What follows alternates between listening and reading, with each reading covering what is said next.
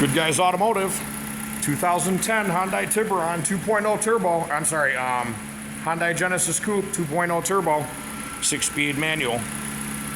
Started the motor for the first time. Everything sounds beautiful, no bearing noises, everything sounds perfect. If it wasn't right, you would know it right now, because you would hear some crunchy, messed up noises that you didn't want to be hearing. Everything's spinning.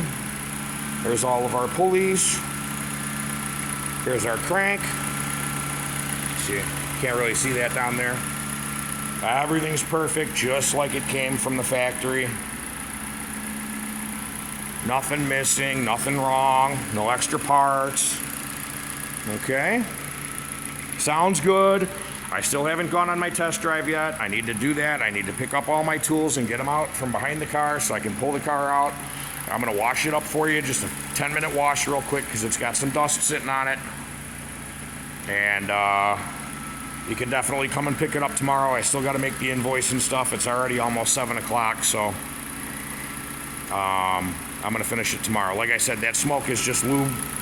All brand new motors do that. It's just gonna smoke for 15 minutes or so. It's just burning off the lubrication from reassembling everything, and then that'll go away.